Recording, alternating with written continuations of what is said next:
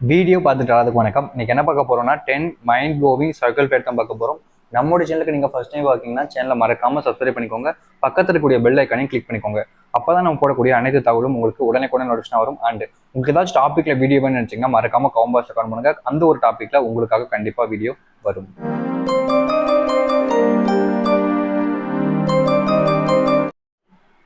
நீங்கள் ஒரு நபரை விரும்பும் பொழுது நீங்கள் தவறு செய்து விட்டீர்கள், அதன் பிறகும் அவர் உங்களை மன்னித்து ஏற்றுக்கொண்டால் அவர் உண்மையாகவே உங்களை தான் விரும்புகிறார்கள். அதாவது பாத்தீங்கன்னா ஒரு சிலவங்க விரும்புறதுக்கு அர்த்தம் காரணங்கள் இருக்கும்.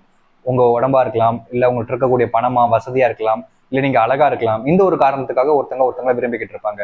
பட் நீங்க ஒரு தப்பு பண்ணிட்டீங்க அப்படின்ற போது இதை போய் லவ் பண்ணிட்டவன் இந்த மாதிரி பண்ண அப்படின்ட்டு விட்டுட்டு போயிடுவாங்க. பட் உண்மையா விரும்புனவங்க அந்த தப்புல இருந்து உங்களை வெளியே கொண்டு வரணும், உங்களை சந்தோஷப்படுத்த தான் ட்ரை பண்ணுவாங்க தவிர உங்களை அம்போன்னு விட்டுட்டு போக மாட்டாங்க. பட் ஃபேக்கா இருக்கிறவங்க நீங்க ஏதாச்சும் ஒரு பிரச்சனை மாட்டிக்கும் போது நம்ம தப்பிச்சா போதும், நம்ம நல்லா இருந்தா போதும்ட்டு விட்டுட்டு போயிடுவாங்க. ஸோ உண்மையான ரிலேஷன்ஷிப்புக்கும் ஃபேக்கான ரிலேஷன்ஷிப்புக்கும் இதான் வித்தியாசம். அதை நீங்க புரிஞ்சுக்கோங்க. காதலிக்கும் போது வருகிற ஒவ்வொரு சின்ன சின்ன சண்டைகள் தான் ஒரு நபரை காதலிக்கும் போது அவர்கள் மீது அதே அன்பை விட அதிக அளவில் அன்பை வர வைக்க செய்கிறது.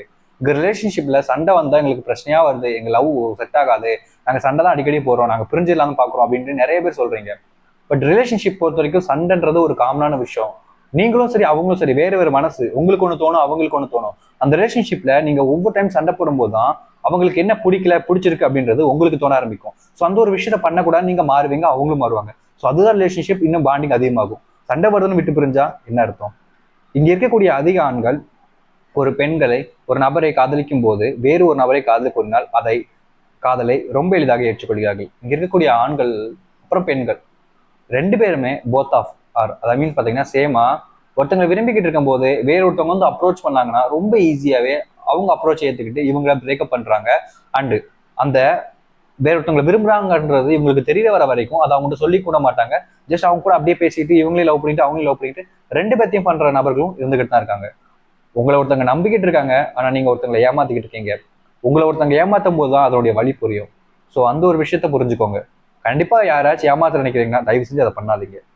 நீங்கள் ஒருவரை காதலிப்பு விட்டு செல்வது என்று செய்யக்கூடிய ஒரு சின்ன செயல் என்று நீங்கள் நினைப்பீர்கள். ஆனால் உங்களை உண்மையாக காதலிக்கும் நபருக்கு அது வாழ்க்கையில் கொடுமையானதாக இருக்கும். இங்க நிறைய பேர் ரிலேஷன்ஷிப்ல இன்னைய வரைக்கும் இந்த வேதனை அனுபவிச்சுட்டு தான் இருப்பாங்க. எப்படின்னா ஒருத்தங்களை விரும்பிக்கிட்டு இருப்பாங்க, அவங்களும் இவங்களை விரும்பிக்கிட்டு தான் இருப்பாங்க. ஆனா திடீர்னு வேற ஒருத்தவங்க வரவும் இவங்க ரொம்ப ஈஸியா பிரேக்கப் பண்ணிட்டு சொல்லிட்டு விட்டு போயிடுவாங்க. இது இப்ப நடக்கக்கூடிய விஷயம். உங்களுக்கு வேணா அது சின்ன விஷயமா இருக்கலாம். ஐ மீன் இந்த வேற ஒருத்தவங்களை விரும்பி பிரேக்கப் பண்ணிட்டு போறாங்க பத்தி அவங்களுக்கு. பட் உங்களை உண்மையை நம்பி உங்க மேல உண்மையான காதல் வச்சுக்கவங்களுக்கு அதெல்லாம் ரொம்ப கொடுமையான விஷயம். முக்கியமா அவங்களுக்கு அதிகமான பயம் வருவதோடு அவங்க லைஃபே ஏண்டா அப்படின்ற எண்ணம் வரும். அது மட்டும் இல்லாம அவங்களால எந்த ஒரு விஷயத்திலையும் இனிமேல் கான்ஃபிடன்ஸா தைரியமா பண்ண முடியாது. அவங்களுக்கு மேல அவங்களுக்கு நம்பிக்கை இருந்தா போயிடும். ஒரு நபர் காதலித்து அவர்கள் ஏமாற்றி செல்லும் அதன் பிறகு கிடைக்கக்கூடிய வாழ்க்கையை அவர்கள் கொண்டு அத்துடன் வாழ ஆரம்பித்து விடுவார்கள். நான் ஆல்ரெடி சொல்லியிருந்த விஷயம், ரொம்ப கஷ்டப்படுவாங்க, வாழவே முடியாதுன்னு. பட் இந்த ஒரு விஷயம் அவங்க ரொம்ப ஈஸியா மாறிட்டு போயிடுவாங்க. அது எது அப்படின்னு பாத்தீங்கன்னா, உங்களை மாதிரியே ஃபேக்கா இருந்து உங்களை மாதிரியே ஏமாத்தணும்னு நினைச்சிட்டு இருந்திருப்பாங்க பாத்தீங்களா, யூஸ் பண்ணிட்டு அதுக்கப்புறம் தூக்கிடுறான்னு அவங்க வேற லைஃப்பை பார்த்துட்டு போயிடுவாங்க. பட் அவங்க லைஃப்ல நீங்க தான் உங்க கூட மேரேஜ் லைஃப், குழந்தை, ஃபேமிலி அப்படின்னு சொல்லிட்டு ஒரு லைஃபை இமேஜின்லேயே வாழ்ந்துருப்பாங்க பாத்தீங்களா, அவங்களால விட்டு போக முடியாது. ஏன்னா அவங்களுக்கு உங்க மேல இருந்தது பாசம், அன்பு, காதல். அது அவ்வளவு சீக்கிரமா வேற ஒருத்தவங்க மேல வைக்க முடியாது. ஒவ்வொருத்தங்க மேலேயும் வச்சுக்கிட்டே இருந்தா அந்த ஒரு ரிலேஷன்ஷிப்ல அந்த ஒரு காதல்ல எந்த ஒரு விதியுமே இருக்காது. ஸோ நிறைய பேர் அதை பண்ண மாட்டாங்க. பட் ஒரு சிலவங்க உங்களை மாதிரி ஃபேக்கா இருக்கக்கூடிய நபர்கள் பண்ணுவாங்க. ஸோ இந்த ஒரு விஷயத்தை புரிஞ்சுக்கோங்க. உங்க லைஃப்ல ஒருத்தவங்க உண்மையா விரும்புறீங்கன்னா அவங்களுக்கு உண்மையா இருங்க, அவங்களே மேரேஜ் பண்ணிக்கோங்க. அழகா இருக்காங்களா, பணம் இருக்கா, வசதி இருக்கா, நல்ல வேலை இருக்காங்களா, நல்லா படிச்சிருக்காங்களா, எதுவுமே பார்க்காதீங்க. உங்க லைஃப்ல ஹாப்பியா இருக்கும்னா உங்களுக்கு பிடிச்சவங்க கூட இருந்தா அவங்க உங்களை ஹாப்பியா வச்சுப்பாங்க, கண்டிப்பா நிச்சயமா. ஸோ கைஸ் இந்த ஒரு வீடியோ அவ்வளவுதான். உங்களுக்கு பிடிச்சிருந்தா லைக் பண்ணுங்க, உங்க ஃப்ரெண்ட்ஸ் ஃபேமிலி ஷேர் பண்ணுங்க. இதே மாதிரி வேற என்ன வீடியோ பார்க்குற வரைக்கும் சீதடா.